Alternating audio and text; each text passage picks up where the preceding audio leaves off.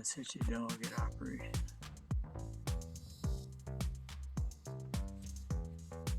Did you tin it?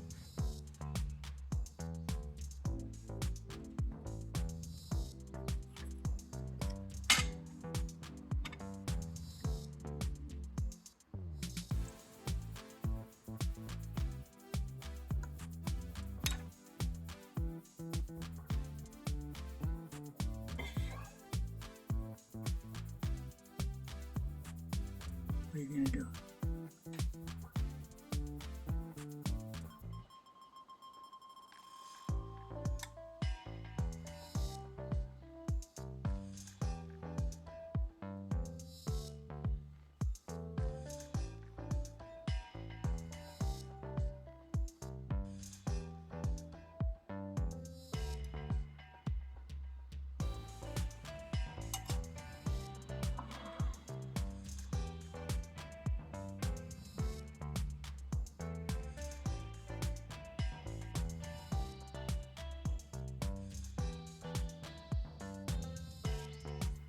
Now, let me explain something to you.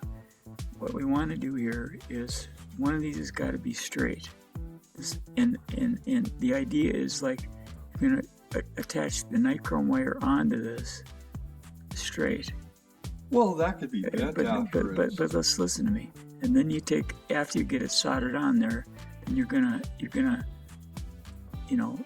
bend it down or whatever, and then wrap the nichrome wire around it a couple times.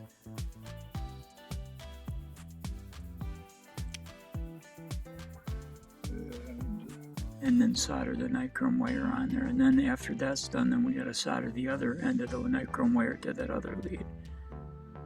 Yeah, that's what I'm talking about. This is done. Okay, all right. So you're saying you soldered that? I didn't see you soldering that. Okay, no, wait a minute. Let me look what you're doing here. Because I mean, that's super thin. You could bend that any way you wanted. Yeah, okay. Well, then yeah, go ahead and solder the nichrome wire onto the other one, and then wrap it around a couple times, and then I guess what we'll do is, well, you don't want it to be that long, though. Probably not. Yeah.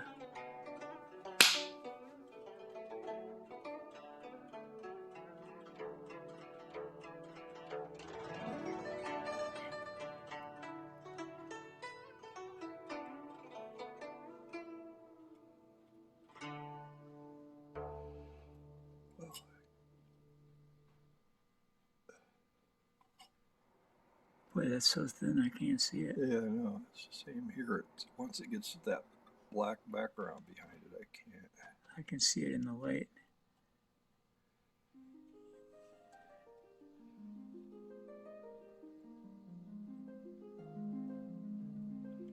Here, actually, what I need to do is I need to move this over onto the silver part because it won't grip the thing. It's too small. There you go. You want just a short? Very short, yeah.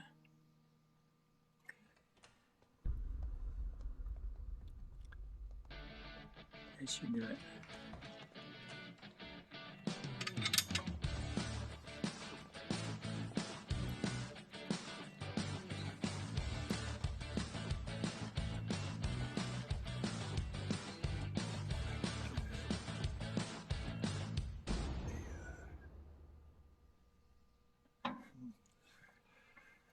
Difficult doing it like this. Let's see.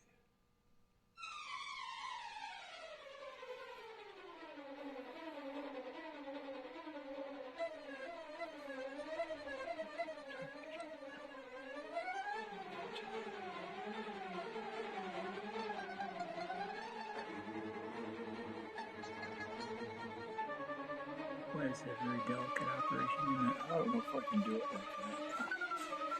Why don't you wrap it around a couple times first to hold it on there, if you can. Actually, it is stuck a little bit. Because I was hoping I'd get it stuck on there a little bit so that when I wrapped it, it wouldn't go all crazy.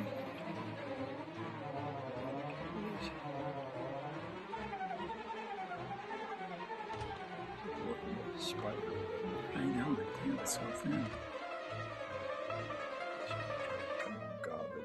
course. Yeah. I can't see it anyway. Yeah, well, don't make it big gob because it's got to fit through that orifice, you know. I mean, Well, no, what I was saying was yeah, okay.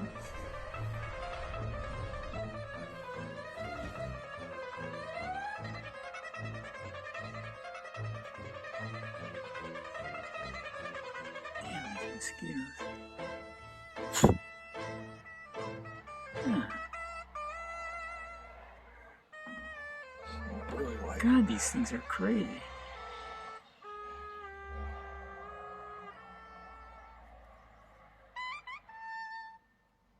That's got it, I think. Yeah. It seems like it a lot better when I'm soldering it. Here, let me. I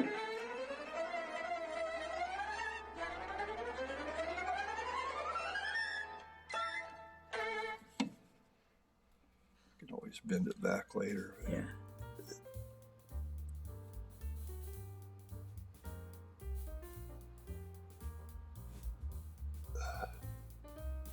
That should be good enough.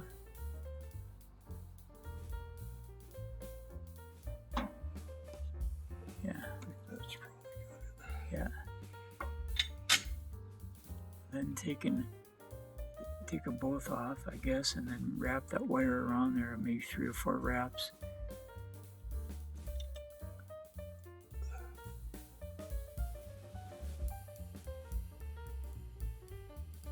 Well, I already did that. Oh, you did?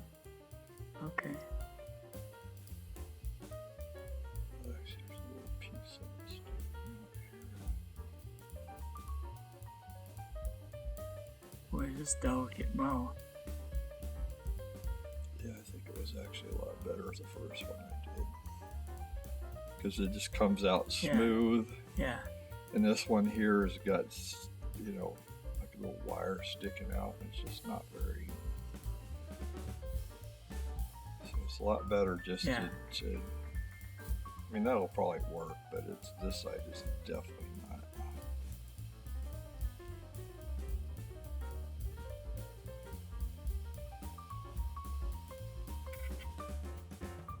I didn't realize it'd be this delicate. Good thing we've got those little clippers.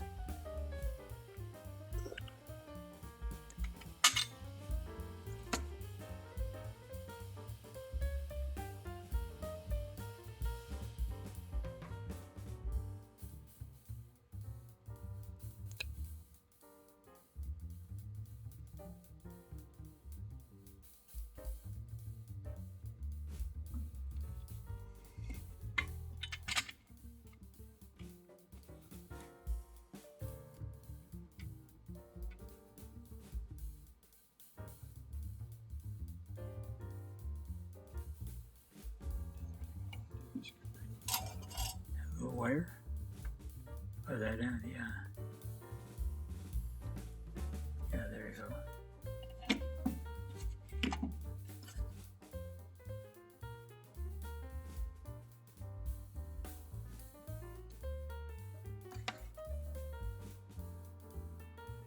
Yeah, it just didn't come out nearly as good as doing it this other way. Okay. Because like I said, this little wire can bend anyway super easy, so it's best just to go Right. end to end like this, Okay, and all then right. just, you know, bend it any way you want. Okay. Well, now the trick of it now is like to put the 2 wires together. Let me see it. Here, hold that a second. Mosquito is holding it for you. I guess the thing is just to put it together like this, and then dip this in like something that's like I don't know. I guess I need an adhesive of some kind, like what? Super glue? Would that work? Maybe. Okay, let me get my super glue. I'm gonna stop this for now, right? This is a pancake multi-engine ignition tester to make sure that all the engines can be ignited simultaneously. It's a tester.